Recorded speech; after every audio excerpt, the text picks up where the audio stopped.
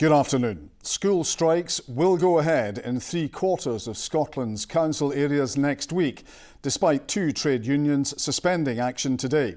Unite and GMB have called off the three-day strike while they ballot their members.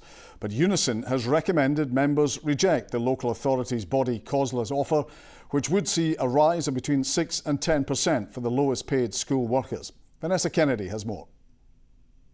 For parents picking up their children in Edinburgh today, the September weekend is looking a little longer than usual. Despite two unions suspending strike action, Unison, the largest body representing school staff, has rejected the latest pay offer, meaning schools like this one will be closed from Tuesday for 3 days. Because I have to take time off from work, because I don't have daycare for them. I have to work from home, yeah. I'm definitely sure there's right reasons for why they're doing the strike. So yeah, a few days, we'll have to manage and we will manage. The majority of councils across the country will face strike action, and while not all schools are closing, many parents will have to find alternative options for their children for 3 days next week.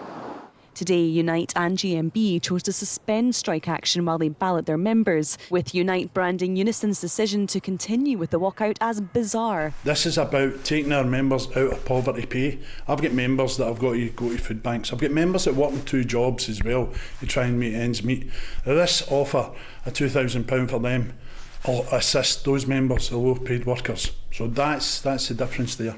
We saw that the offer was a significant improvement for the lowest paid members. It might not be as much of an improvement for middle to high earners. That might have a different opinion for different unions. But for the lowest paid workers, which are predominantly GMB members, we thought it was a good enough improvement to put back to our members for them to vote on. The revised offer contains some progress. It's limited to a small section of the workforce.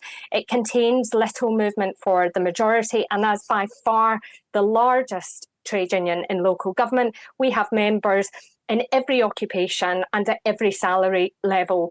We will represent all of them and fight for all of them. Meanwhile, COSLA say they're disappointed and are branding the unions unreasonable, and that the offer made yesterday was the best and final one.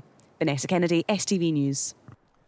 The farmer who discovered a couple lying in their car 3 days after they crashed off the M9 motorway has been commended for his brave actions. The fatal accident inquiry into the deaths of John Yule and Lamara Bell, who died in July 2015, heard how Robert Finlay stayed by Lamara's side as she pleaded for help. Courtney Cameron was in court. On the 4th day of this inquiry, the court heard from Robert Finlay, the farmer who found John dead and Lamara still conscious inside their crashed car. He told of how Lamara pleaded him to help her and how he stayed by her side until the emergency services arrived. The couple had been on their way home to Falkirk from a camping trip at Loch Earn Head when their car came off the M9 motorway near Stirling on the morning of Sunday, the 5th of July 2015. The inquiry has previously heard how another local farmer reported their car to the police that same morning, but it was incorrectly logged at Police Scotland's Bilston call centre and no action was taken. 3 days later, Mr Finlay came across the car, climbed down the steep embankment over the fence to investigate. He told the inquiry when Lamara saw him, she said, "Please help me get out." He said she was disorientated and was drifting in and out of consciousness. He described how he only left her for a few short moments while he called the emergency services and then returned to be by her side while they waited. Lamara was airlifted to hospital but died from her injuries a few days later.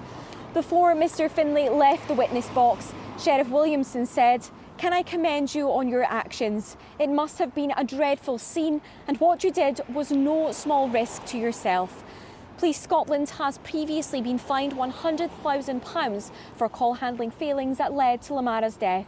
The inquiry continues on Monday. Courtney Cameron, STV News at Falkirk Sheriff Court. Medical experts have expressed concerns about how prepared Scotland's NHS is for the winter. Holyrood's Health, Social Care and Sport Committee has written a letter to the Health Secretary seeking assurances that effective winter planning will take place.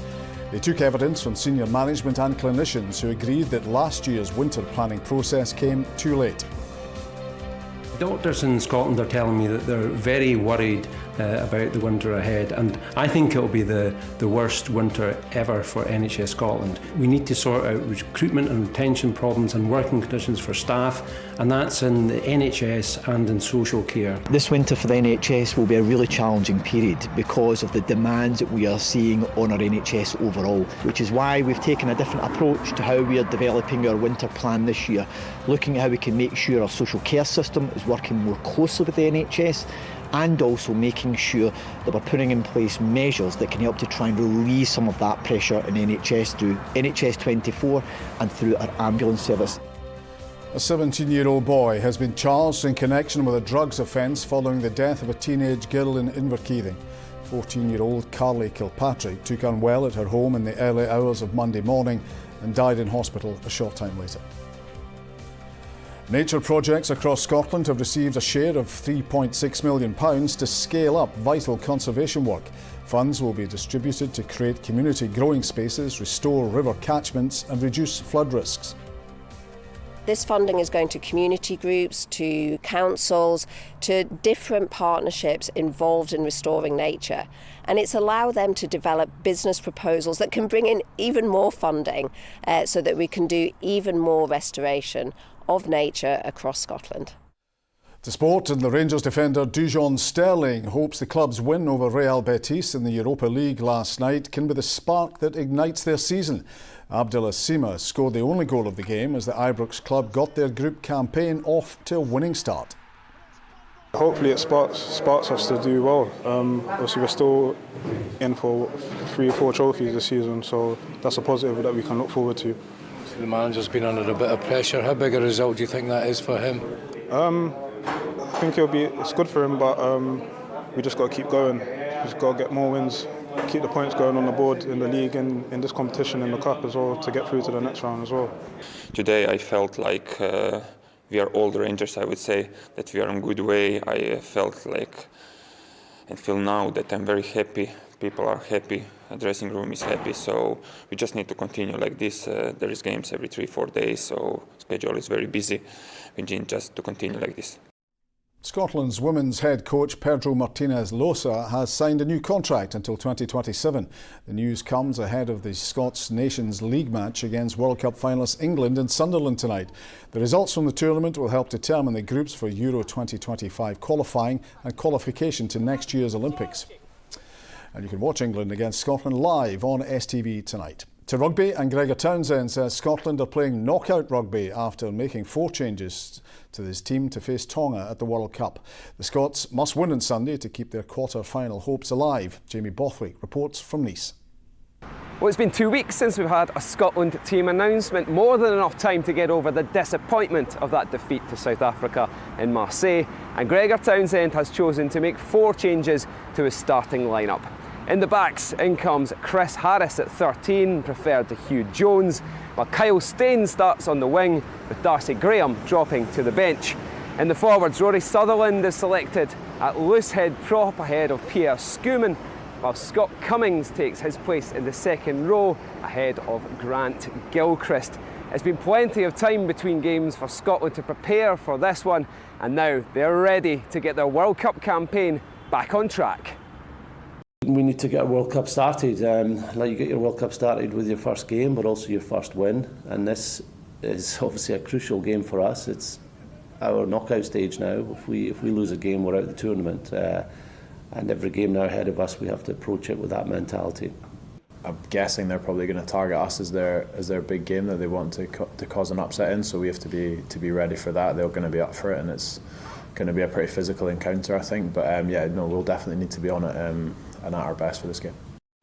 Well, it's a rest day for the Scotland players today, but they'll be here at the Stade de Nice tomorrow morning to put the finishing touches to their preparations. They've had plenty of time to prepare for this one. 3 must-win games lie ahead of them here at the Rugby World Cup, and it all starts by taking on Tonga on Sunday afternoon. Now, Philip, how's your weekend weather? Get set for a wet spell.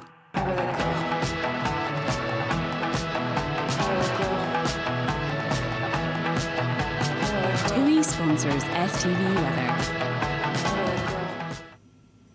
Hello there. Well, this upcoming weekend is a tale of two halves. Come Saturday, high pressures building in, keeping things fine, dry and settled. Come Sunday, though, low pressures moving in, so things will be turning very wet and very windy. Now, looking ahead to this evening and overnight, a lot of today's showers are continuing to sink southeastwards. Finally, though, those will start to clear, and for many of us, it's turning dry. Plenty of clear skies around, so temperatures dropping away. Chilly night to come, lows around 2 or 3 degrees Celsius. So it does mean for tomorrow it will be a chilly but a fine, dry and bright start to the day, with cloud building in later on in the afternoon. Bye-bye. TUI sponsors STV Weather. That's all from this early edition of the STV News. Enjoy the rest of your afternoon and evening. Bye-bye.